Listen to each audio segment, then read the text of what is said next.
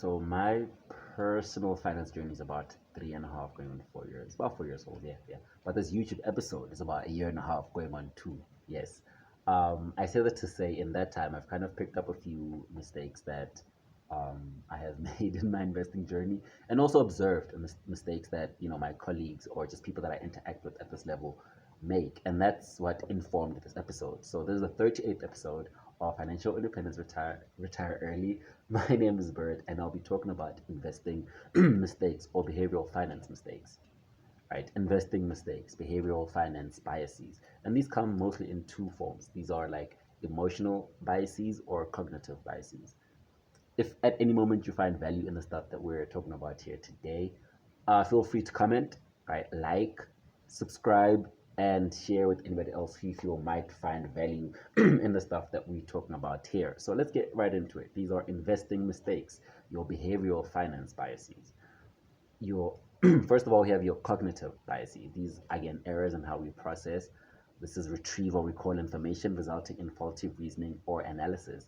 Right? So it's like answering a math problem and you get the wrong answer. You definitely either did not understand the steps that you were applying, or you made a mistake and you misapplied the information that you got. Right? So that is how you got to the wrong solution. Right? So sometimes you might have no real attachment to the answer, but sometimes you might. Right? So you might have a belief preference bias. This is a confirmation bias, where one gives more weight or evidence to the information that suggests their conclusion while ignoring the information that doesn't. It's like when you're reading an investing report or when you're reading a research report, you kind of, you focus on the information that confirms your purchase or that confirms what you want to do, and you ignore the information that might tell you that buying that share, that stock is the wrong thing to do. So this is a belief preference bias, an error that we make in supporting a false conclusion that we already made, because we are kind of attached to the answer that we have, even though we kind of misapplied the information. But here we clearly ignored the information, right? You ignored some of the steps, you misapplied some of the steps because you are attached to your answer. But sometimes you're not attached to your answer, you just do not understand the information that you're reading. So you kind of misapply the steps because you do not understand the information. You are processing the information incorrectly because you do not understand it. This is an information processing bias, how you digest your information.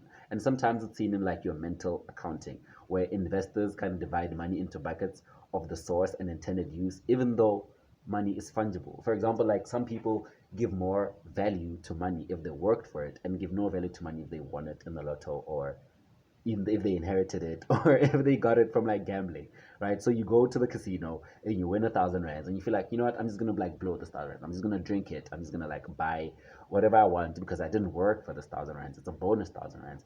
But it's like when you go to the shops and you give them 10 rand, it doesn't matter whether you worked hard for the 10 rand or you picked it up or somebody gave it to you or you inherited it. 10 rand is 10 rand. It's completely fungible, but we misallocate value because of how we kind of our processing biases and how we understand information. You misallocate value to money just because you worked hard for it, and you misallocate value to money because you didn't work hard for it.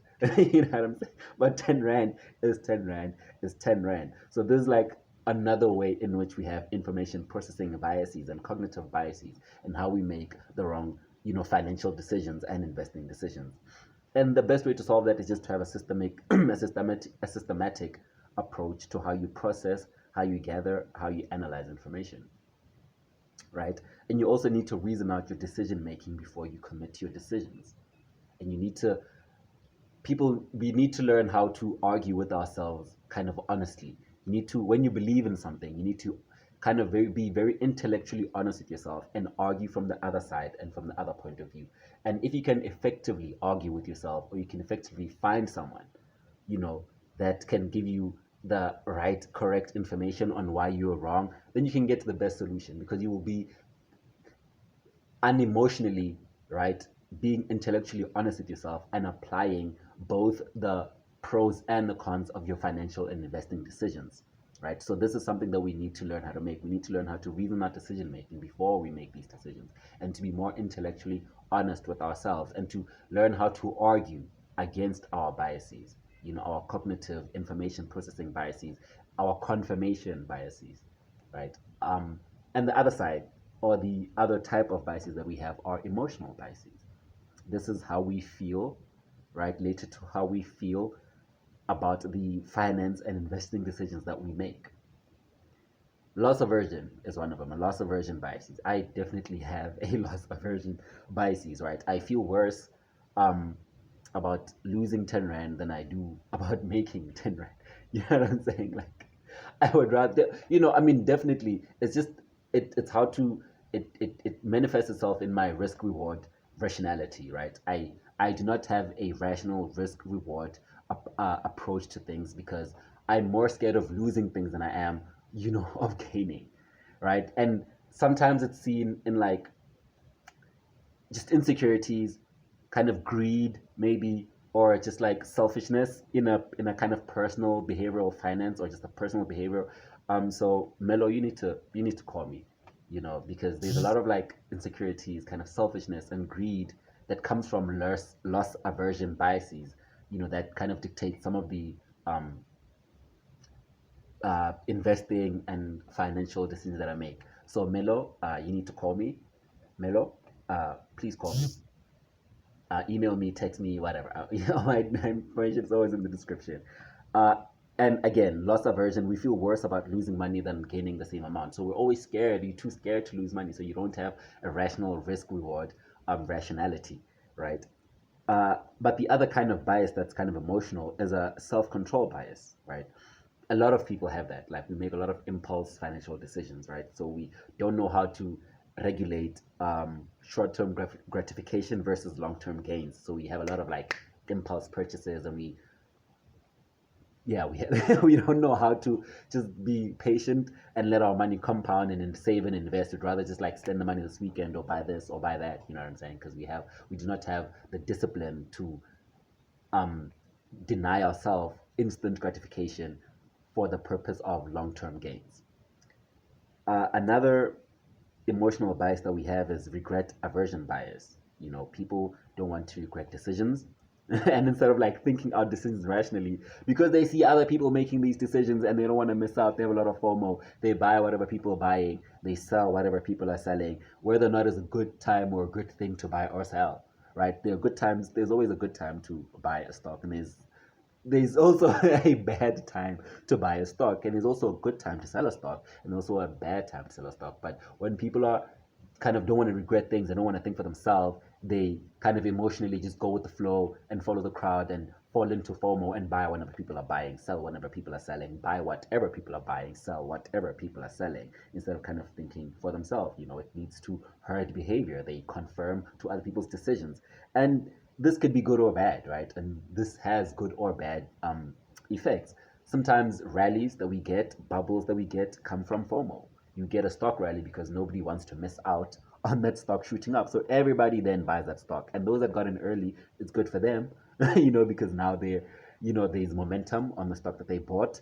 Um, but it's bad for those who are getting in at the peak, because once that momentum ends and everybody starts selling, again, the same behavioral kind of emotional biases, because everybody's selling, oh, I also need to sell, because you're kind of selling because of FOMO. The same stock that people bought at the top, now people are selling at the top with a loss, right? So it's like it can kind of create bubbles and burst them.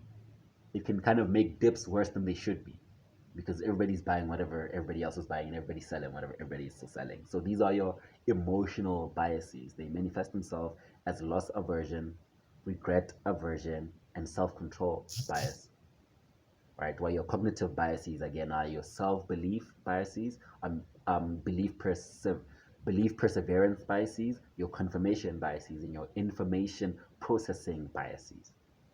And the best way also is just to like adapt a decision making approach and behavioral pattern approach that is kind of safe.